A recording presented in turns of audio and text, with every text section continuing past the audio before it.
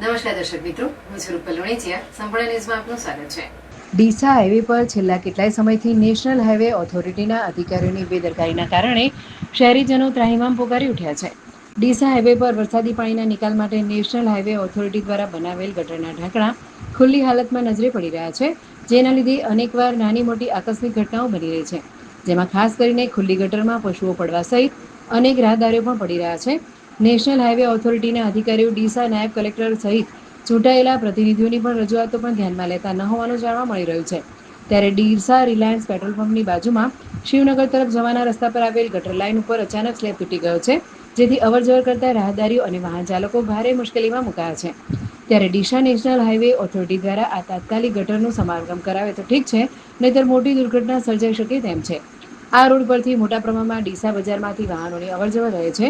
રાહદારી રસ્તો પણ હોવાથી કોઈ મોટી દુર્ઘટના સર્જાઈ શકે છે. ત્યારે નેશનલ હાઈવે ઓથોરિટીના અધિકારીઓ તો મોટી આકસ્મિક ઘટના બને તેની રાહ જોઈને બેઠા હોય તેવું દેખાઈ રહ્યું છે. ત્યારે ડીસા ધારાસભ્ય દ્વારા તાત્કાલિક અસરથી નેશનલ હાઈવે ઓથોરિટીના અધિકારીઓ પાસે કામગીરી કરાવી તૂટેલા ગટરનું સમારકામ કરાવી ખુલ્લા ગટર પર ઢાંકણા ઢાંકવામાં આવે તેવી લોકમાંગ ઉઠવા પામી છે.